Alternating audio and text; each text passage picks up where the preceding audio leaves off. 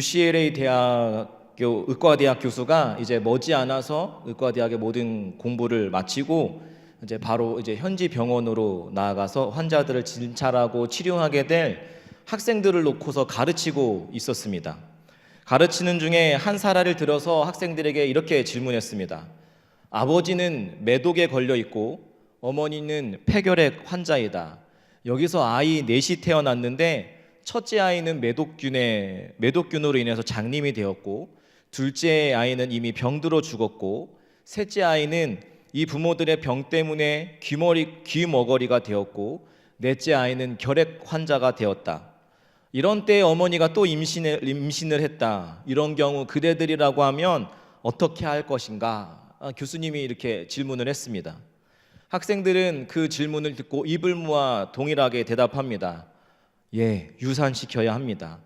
아버지가 매독 환자고 어머니가 폐결핵 환자이며 이미 그들이 낳은 네 명의 아이도 다 그 모양이니 이러한 악조건에서 아이를 또 낳으면 어떻게 되겠습니까? 당연히 유산시켜야 합니다.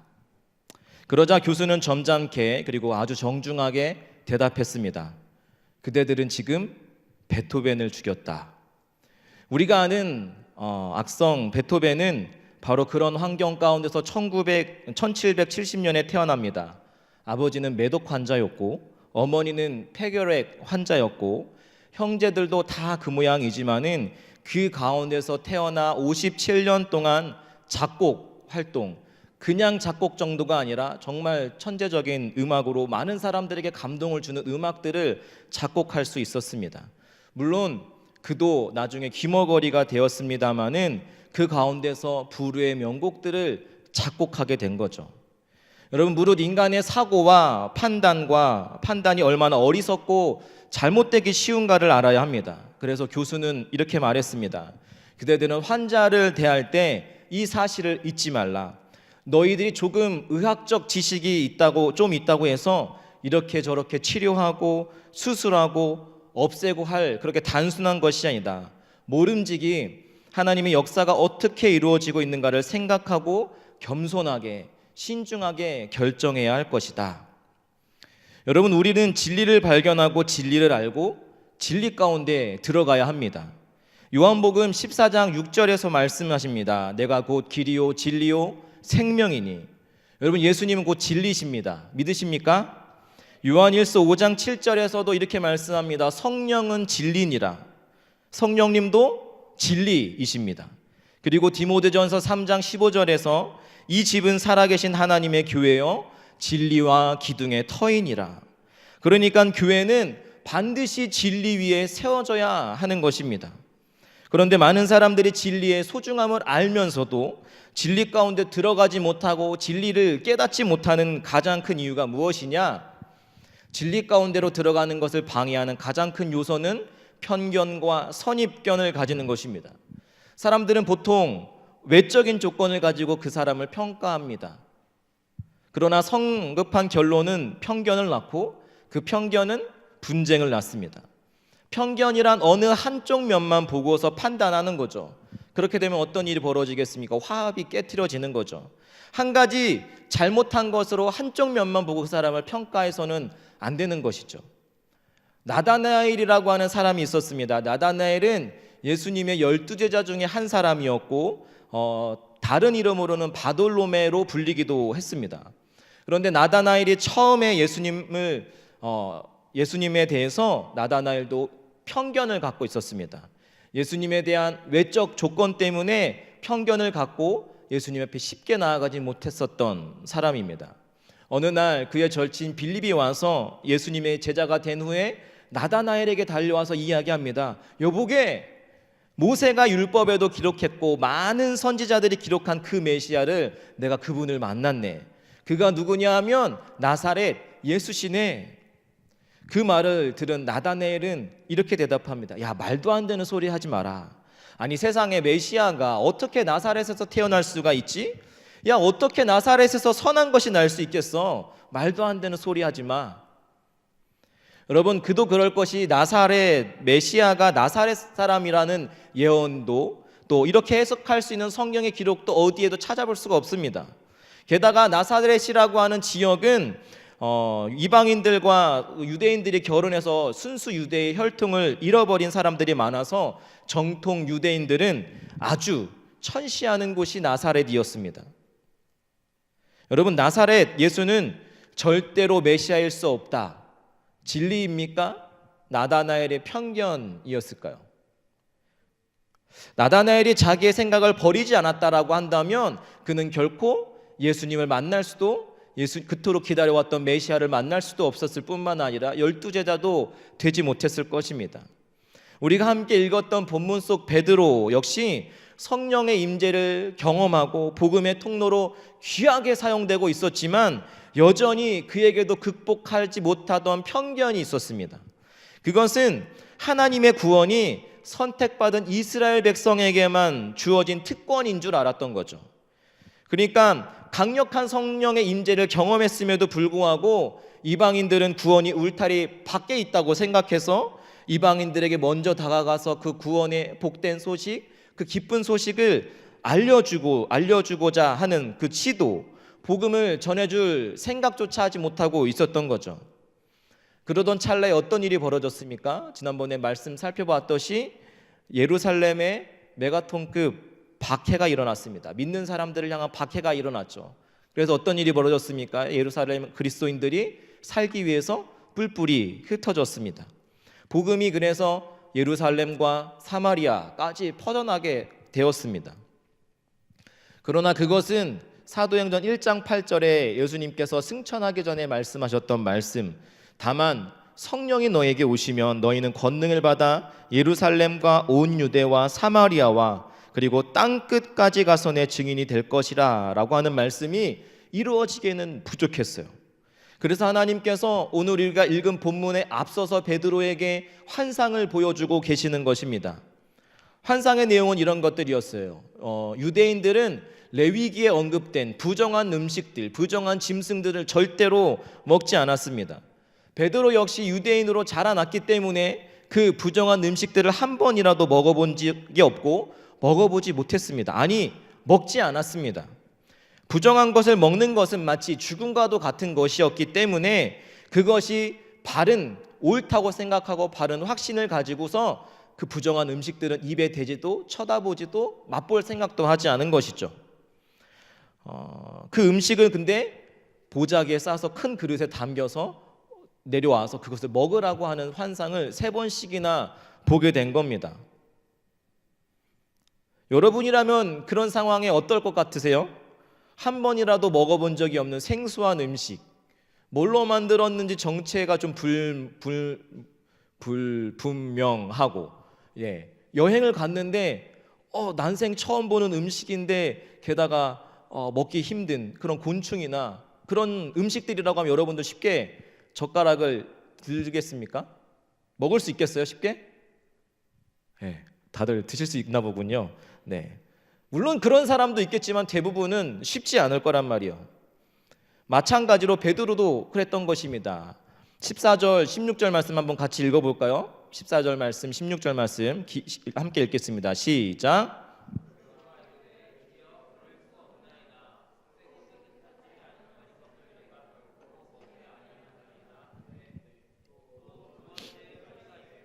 하나님께서 깨끗하게 하신 것들을 내가 속되다 하지 말라 하더라. 이런 일이 3번 있은 후 그 그릇이 곧 하늘로 올려져 가니라. 아멘. 베드로는 주님의 말씀에도 불구하고 감히 내가 속된 것을 먹을 수 없습니다. 부정한 것을 제가 먹을 수 없습니다. 지금까지도 안 먹어왔는데 제가 이것을 어떻게 먹겠습니까? 강력하게 거부했습니다. 오죽하면 하나님께서 야, 내가 깨끗하다고 했는데 너가 어찌 부정하다고 하느냐라고 주님께서 말씀하셨겠습니까?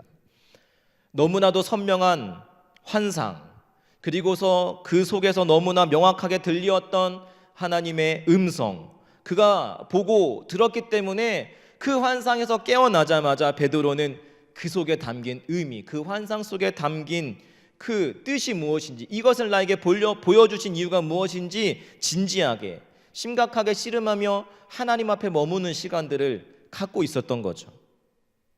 그리고 19절 20절 말씀도 한번 같이 읽겠습니다. 시작. 베드로가 그 환상에 대하여 생각할 때에 성령께서 그에게 말씀하시되 두 사람이 너를 찾으니 일어나 내려가 의심하지 말고 함께 가라. 내가 그들을 보내었느니라 하시니.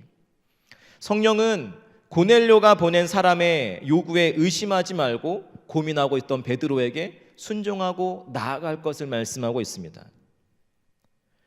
먹어서 당연히 안 되는 것이었음에도 불구하고 그 환상을 보여주신 이유가 무엇인지 열린 마음을 갖고 내가 수정해야, 내 삶에 있어서 하나님의 말씀을 따라 수정해야 되는 부분들이 있다면 무엇이 있는지 고민하고 있을 때, 열린 마음으로 있을 때 그에게 열린 마음을 갖고 하나님께 다가갈 때 순종하라는 말씀을 들려주신 거죠. 여러분, 지금도 열린 마음으로 주님의 뜻을 찾는 이에게 때로는 상황으로, 때로는 말씀으로 여전히 하나님께서 우리의 삶을 인도하시는 줄로 믿습니다. 베드로는 여전히 그럼에도 불구하고 그 주신 환상이 이해되지 않았습니다.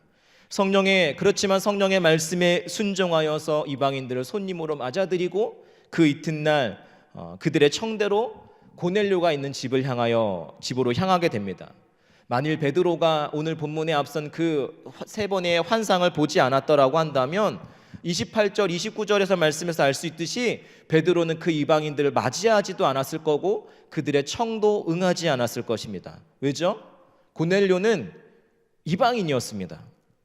유대인들은 부정한 음식은 절대로 먹지 않았던 것처럼 이방인들과의 식사, 그들과의 교제, 그것도 위법이었기 때문에 그들과 가까이 하지도 않았습니다.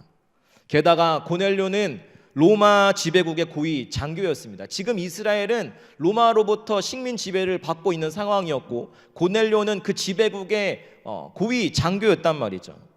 일제치하 때 일본 장교와의 만남을 좋아하는 사람이 몇이나 있었겠습니까? 왜 갑자기 일본 군 장교가 날 찾지? 거부감이 들지 않았겠습니까? 그러니까 지금 이스라엘은 핍박을 받고 있었고 핍박이 강하게 일어나던 상황 속에서 혹 나를 잡아들이려고 하는 계략일 수도 있어서 썩 사실은 내키지 않은 마음이었을 것입니다. 부정한 그들과 함께 동행하고 함께 교제하는 것이 내키지 않을 수 있었습니다. 그런데 베드로는 하나님의 말씀에 순종하여서 그 순종의 걸음을 움직이는 것입니다. 여러분, 어떻게 두 사람의 만남이 가능할 수 있었겠습니까? 썩 내키지 않는 만남. 베드로가 갖고 있었던 그것은 강력한 유대적인 편견을 깨트리고 넘어서면서 그 만남이 이루어질 수 있었습니다. 이방인과 교제하는 것이 위법이라고 하는 편견을 넘어서 순종함으로 나아가자 놀랍게도 지배국 장교가 또 피지배국의 백성에게 엎드려 절하면서까지 내가 당신을 너무너무 기다렸노라 환영하는 만남의 축복이 이루어집니다. 여러분, 우리에게 있는 편견을 넘을 때 동일하게 이루어지는 역사는 만남의 축복입니다. 고넬료만 베드로가 만났습니까? 그렇지 않습니다. 고넬료의 친구들, 고넬료의 친척들, 가족들, 더 많은 믿음의 형제들과의 만남이 그가 편견을 깨트리고 나아갔더니 만남이 이루어졌다라고 하는 거죠. 여러분, 앞서 말했듯이 나다나엘이 가지고 있었던 그 편견이 깨트려지지 않았다라고 한다면 그가 그토록 만나기를 고대하던 예수님, 메시아, 그가 만날 수 있었을까요? 나다나엘처럼 우리가 신앙생활 할 때 대단히 경건하고 대단히 진실하지만 신앙생활 하는 가운데 여전히 예수님을 만나지 못하는 분이 있습니다. 하나님의 살아계심을 내 삶 가운데 경험하지 못하는 사람들이 많이 있습니다. 이유가 무엇일까요? 이유는 하나입니다.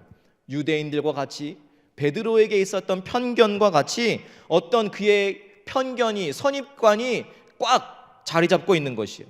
자기의 생각이 너무 강한 거죠. 그것이 진리의 말씀이 선포되어짐에도 불구하고 믿음으로 반응하지 못하도록 작용하는 겁니다. 교회 다니면서 그렇게 많은 설교를 듣고도 나는 왜 예수님을 살아계신 분으로 만나지 못할까? 하나님의 살아계심을 왜 내 삶 가운데 경험하지 못할까? 생각하시는 분들 중에 참으로 어처구니 없게도 생각이 굳어져 있는 거죠. 하나님의 말씀이 주어졌는데 그 말씀을 아멘으로 반응하지 않고 내 생각으로는 옳지 않다고 접근을 하는 거죠. 내 생각에 이해되지 않으니까 이분은 살아있지 않은, 눈으로 증명되고 볼 수 없으니까 믿을 수 없다고 이야기하는 사람들이 있는 것이요. 내 생각엔 옳지만 진리의 말씀에 비추어 보면 다른 생각이 나는 옳다고 생각하니까 고집을 하는 것이고, 그 말씀 앞에 내 생각을, 내 고집을, 내 편견을 꺾지 않으니까 주님을 만날 수 없는 거죠. 오히려 하나님의 말씀을 의심하는 거예요. 하나님의 말씀은 이해하기 힘들어, 믿기 어려워. 여러분, 그래서 세상은 믿음이 아니라 이해가 먼저다라고 이야기합니다. 이해가 되면 내가 믿겠다라고 이야기하는 것이요. 그러나 베드로가 지금 이해된 상황에서 믿음으로 나아갔습니까? 아닙니다. 이해되지 않았지만, 이 환상을 주신 이유가 무엇인지 알 수 없었지만 믿음으로 순종하며 나아갑니다. 믿음으로 순종하고 나아갔더니 그 다음에 그 환상을 주신 이유를 깨닫는 거죠. 근데 우리가 이렇게 신앙생활 가운데 이렇게 접근하는 거예요. 하나님, 이해되면 내가 믿겠습니다. 우리의 짧은 생각으로 그 하나님의 많은 수들을, 하나님의 넓은 생각들을 우리가 다 어떻게 헤아릴 수 있겠습니까? 그러니까 장벽이 있는 거죠. 하나님과 우리가 만나는 사이에 장벽이 있어서 하나님께로 나아갈 수가 없는 거죠. 사랑하는 여러분, 여러분들이 진정 예수님을 만나기를 원하신다면, 내 삶 가운데 하나님의 살아계심을 경험하기를 원하신다면, 그래서 내 신앙의 깊이를 더하고 싶으시다면, 오늘 진리의 말씀 앞에서 내가 믿음으로 반응하지 않고 자꾸 내 생각을 앞세워서 편견으로 가득 차 있지는 않은지 한번 살펴보시기를 바랍니다.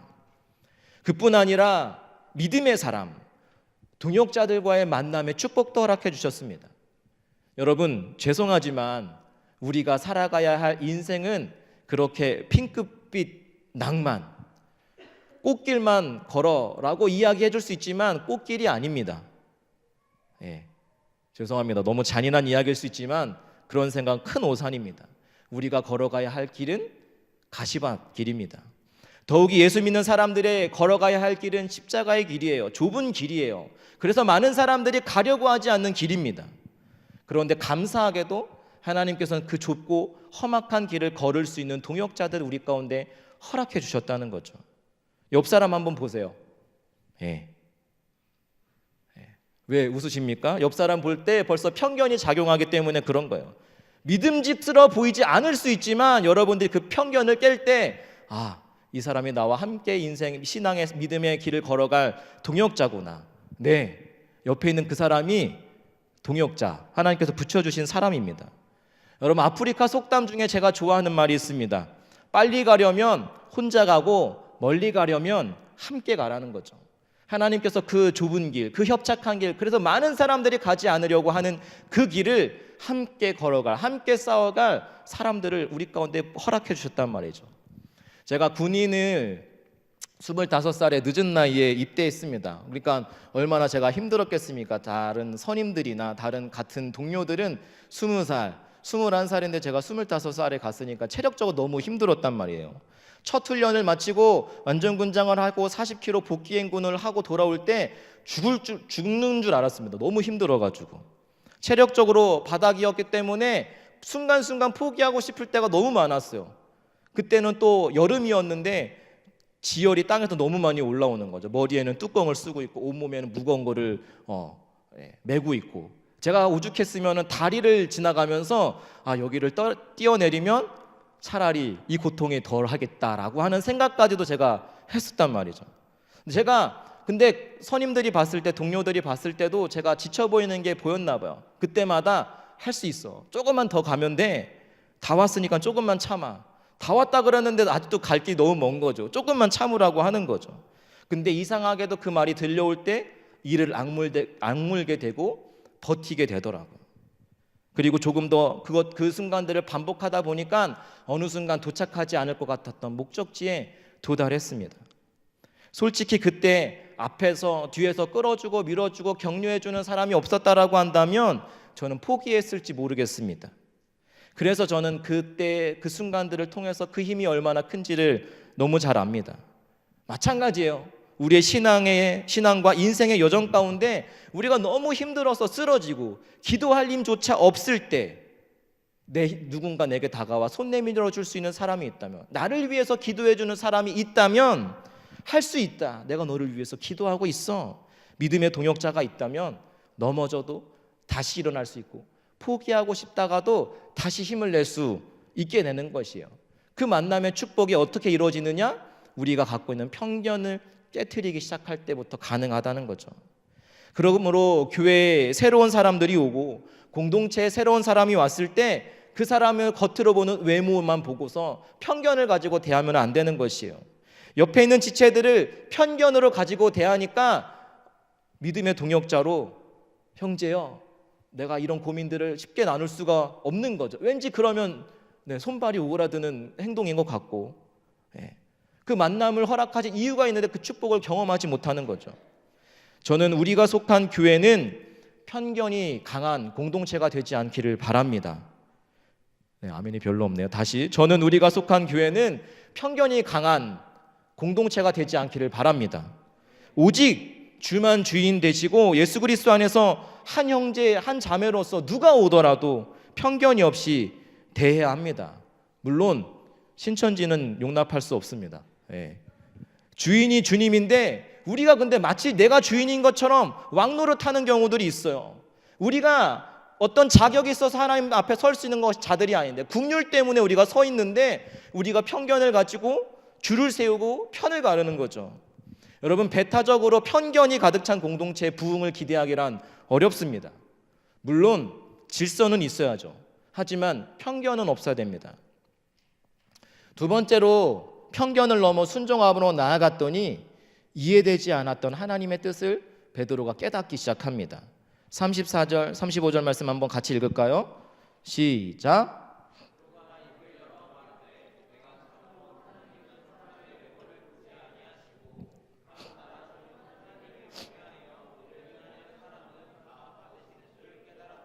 아멘. 베드로가 깨달은 거죠. 이전에는 하나님은 외모를 보고 특정한 민족, 이스라엘이 아니면 구원받을 수 없다고 생각했는데, 하나님은 외모를 보지 않고 그 사람의 마음의 중심을 보시는 분이시구나. 하나님이 이스라엘을 선택하신 것은 은혜이지 당연한 특권이 아니구나. 그것을 깨닫기 시작하면서 예수를 통한 구원의 문이 이방인에게도, 믿지 않는 자들에게도, 그들에게도 예수님을 믿기만 하면 구원의 길이, 구원의 문이 활짝 열려 있음을 베드로가 깨닫게 된 것입니다. 편견을 넘어 이루어진 두 사람의 만남이 이방 세계까지 복음이 전달되어지는 그 통로가 된 거죠. 땅끝까지 이르는 복음의 출발이 공증되는 시간이 그때 펼쳐지게 된 것이에요. 여러분, 이게 뭔지 아십니까? 비전입니다. 비전. 편견을 넘어서 하나님의 뜻을 깨닫게 되면 하나님께서 비전 또한 우리 가운데 허락해 주신 줄을 믿습니다. 비전을 우리에게 보게 하신다는 거죠. 편견이 깨어질 때 베드로에게 비전도 열어주시고 그의 지경도, 그의 편협했던 생각도, 그의 지경도 더 넓혀주신 것입니다. 그러나 편견이 많으면 하나님께서 우리에게 주신 허락하신 계획과 비전에 도달하기가 어렵습니다. 하나님께서 출애굽한 이스라엘 백성들에게 가나안 땅, 저 땅에 너희가 들어가서 취할 것을 비전을 주셨습니다. 그래서 이스라엘 12명의 정탐꾼이 그 땅을 정탐하고 돌아왔어요. 그리고 어떤 일이 벌어졌습니까? 10명의 정탐꾼들은 메뚜기 컴플렉스에 빠져서 우리는 저들에 비하면 메뚜기 떼에 불과하기 때문에 그 비전을 이룰 수 없다. 가나안 땅을 취하기 어렵다라고 하는 것입니다. 나보다 크고 나보다 장대하면 무조건 안 된다라고 하는 편견이 그들에게 깊이 자리 잡고 있었던 거죠. 이게 또 뭘까요? 골리앗 증후군입니다. 무너뜨리기 불가능한 사람이 우리 앞에 서 있을 때 우리는 그들 앞에 나가 싸울 수 없다. 이러한 편견이 자리 잡으면 난 안 돼, 시도해보기도 전에 뒤로 물러나며 과거지향적으로 퇴행할 수밖에 없는 것이요. 이스라엘 백성들이 가나안 애굽 땅에서 나와서 그들이 어려움이 닥칠 때마다 한 것이 무엇이었습니까? 우리는 안 된다. 애굽에서의 생활이 더 좋았었다. 노예 생활이었지만 그 땅으로 돌아가는 게 더 낫지 않겠냐? 자꾸 과거를 생각하는 거죠. 이러한 자들에게는 절대로 믿음의 진전이 이루어질 수도 없고 하나님께서 주신 비전도 바라볼 수가 없는 것입니다. 편견을 가지고는 절대 사람을 품을 수도, 하나님의 주시는 비전의 세계도 열리지 못한다는 것을 여러분 꼭 기억하시기를 바랍니다. 여러분, 얼마 전에 정현 선수가 테니스에서 4강까지 올라갔잖아요. 테니스 아시아인으로서 4강까지 올라간다는 건 굉장히 쉽지 않은 일입니다. 대부분은 체형이 좋고 힘이 좋은 외국인들이 많이 상위 랭커에 돼 있으니까요. 만약에 정현 선수가 나는 안 돼, 나는 동양인이기 때문에 난 할 수 없어, 조코비치를 만나서 내 우상과 같았던 그 조코비치를 만나서 내가 어떻게 이길 수 있겠어? 그 생각을 했다면 그 사람은 4강까지도 올라가지 못했을 것이다 라고 하는 거죠.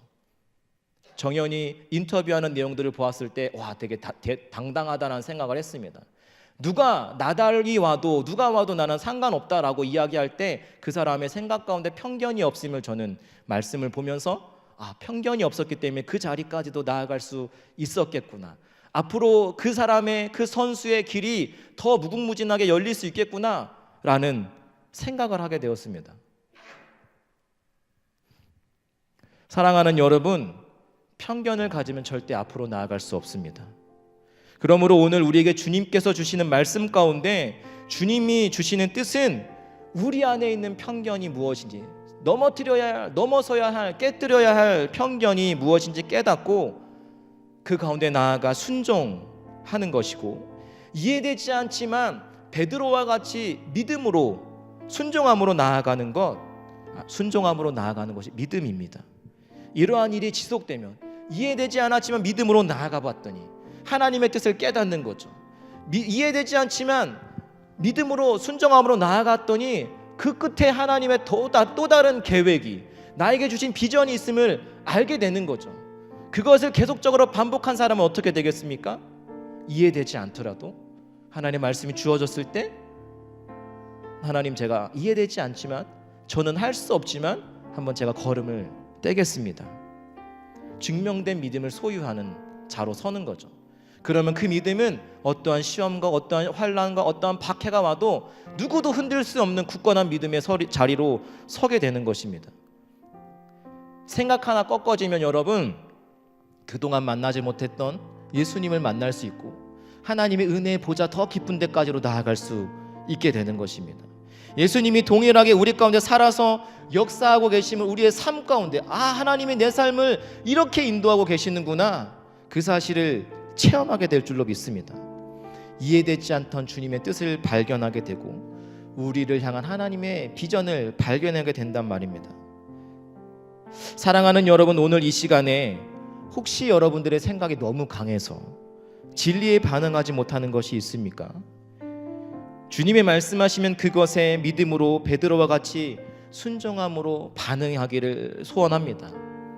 아직까지도 하나님의 말씀에, 오늘 주시는 말씀에 아직도 마음이 열려지지 않는 내 안에 자리 잡은 편견이 있습니까? 믿음으로 반응하시기를 바랍니다. 주님의 말씀대로 베드로가 걸어갔던 믿음의 길을 우리도 걸어갈 수 있다면, 그 길을 가보면 우리들의 그래서 생각 하나가 꺾어지게 되면 여러분들은 만남의 축복을 경험하게 될 것이고 우리가 생각하지 못한 새로운 세계와 비전이 열리지 않겠습니까? 우리의 생각과 편견과 욕심으로 가면 갈 수 없는, 볼 수 없는 세계가 거기에 있는데 우리가 편견으로 가로막아서 거기를 가지 못하는 거죠. 이 시간 기도할까요? 하나님, 꺾어져야 할 나의 고집과 편견은 무엇입니까? 이 시간 생각나게 하시고 그 편견을 무너뜨리고 편견 너머에 있는 주님의 뜻을 발견하기를 원합니다. 그리고 나를 향해서 열려주신 그 넓은 세계를, 나의 지경이 넓어지는 그 은혜를 경험하기를 소망합니다. 우리 말씀을 기억하면서 함께 같이 기도하며 나아가시겠습니다. 기도합니다.